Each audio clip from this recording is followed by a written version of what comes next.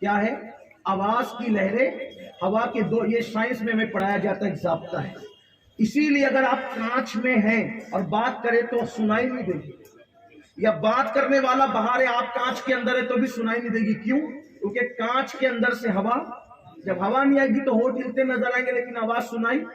اسی لیے کوئی چاند پر بھی جائے گا تو اس کی آواز سنائی نہیں دے گی، کیونکہ آواز کے لیے ہوا کا ہونا ضروری ہے۔ آواز کی لہریں ہمیشہ ہوا کے دور پہ سفر کرتی، یہ ضابطہ ہے سائنس کا۔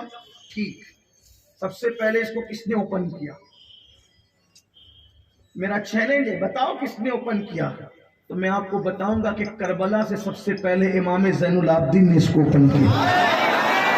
مولا علی کے پوتے نے بتایا، امام حسین کے بیٹے نے بتایا۔ کیا آپ نے یہ نہیں کہا کبوتر آ میرا پیغام پہنچا، فاختہ آ میرا پیغام پہنچا، چڑیا آ میرا پیغام پہنچا، فرشتہ آ میرا پیغام پہنچا؟ کیا کہا؟ ان التیا ریح الصبا یوما الى ارض الحرم بلغ سلامی روضۃ فیہا النبی المحترم۔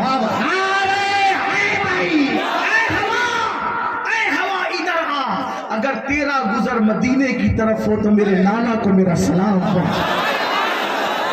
آواز کی لہریں کس کے دوش میں سفر کر کے جائے گی؟ یہ تاجدار کربلا کے بیٹے امام زین العابدین نے بتایا۔ کتنے ضابطے پڑھے جائیں، کتنے ضابطے پڑھے جائیں۔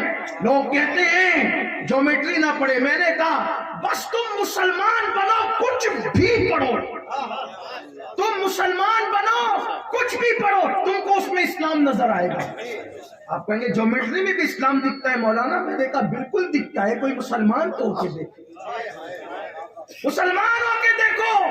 آپ کو نہیں پتا؟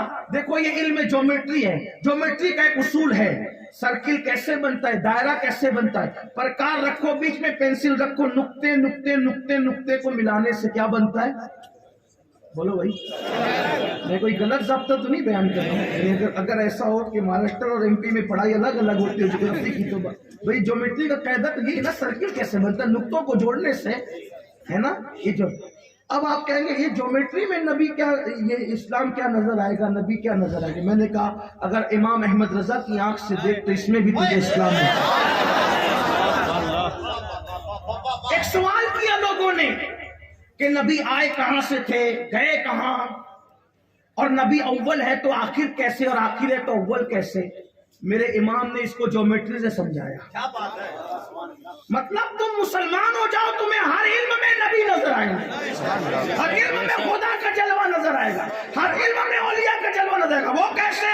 میں نے کہا پہلا سوال نبی آئے کہاں سے تھے، گئے کہاں، اس کے بعد پھر نبی اول تو آخر کیسے، اول آخر تو اول کیسے؟ بھائی جو اول ہوگا وہ آخر نہیں ہو سکتا، جو آخر ہوگا وہ اول نہیں ہو سکتا۔ حضرت آخری میں اسٹیج پر آئے تو یہ اول تو نہیں ہو سکتے نا، اور اول اگر کوئی آ گیا تو وہ آخری نہیں ہو سکتا، جو اول ہوگا وہ آخری نہیں، جو آخری ہوگا اول نہیں۔ یہ تمہارا ضابطہ ہے، لیکن اب میرے امام جیومیٹری کے قاعدے سے نبی کی عظمت بتا رہے، کہتے ہیں کمال امکان کے جھوٹے نقطوں، تم اول آخر کے پھیر میں ہو، محیط کی چال سے تو پوچھو کدھر سے آئے کدھر گئے۔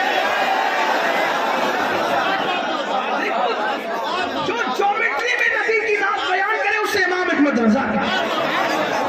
دیکھو کمال امکان کے جھوٹے نقطوں، تم اول آخر کے پھیر میں ہو، محیط کہتے دائرے کو، محیط کی چال سے تو پوچھو کدھر سے آئے کدھر سے آئے۔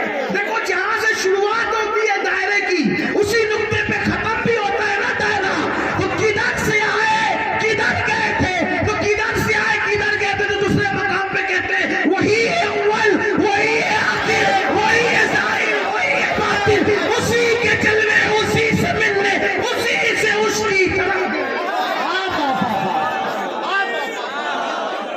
تھوڑا ٹائم بچا ہے، مفتی صاحب کا خیال ہے مجھے، تو عرض یہ کر رہا تھا جیومیٹری پڑھاؤ، الجبرا پڑھاؤ، سائنس پڑھاؤ۔ یہ فیثاغورس کا جو اصول پڑھتے ہو، یہ فیثاغورس کس کا دادا ہے؟ فیثاغورس حضرت سلیمان علیہ السلام کے غلاموں میں سے ہے۔ اور کس کس کی بات کریں؟ انگلش پڑھاؤ، دنیا کے سارے علوم پڑھاؤ، لیکن پہلے اپنے بچے کو مسلمان بناؤ۔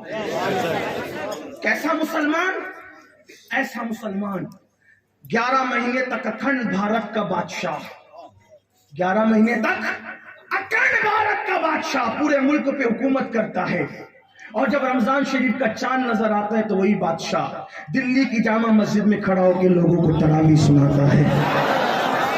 وہ دن لاؤ گوالیر والوں، تاریخی شہر میں رہنے والوں، وہ دن لاؤ، تمہیں محنت کرنی ہوگی علم پر، تمہیں محنت کرنی ہوگی علم پر، وہ دن لاؤ۔ آپ کہیں گے وہ کون سا بادشاہ تھا جو اکھنڈ بھارت پر 11 مہینے حکومت کرتا اور رمضان شریف میں دلی کی جامع مسجد میں خود تراویح پڑھاتا؟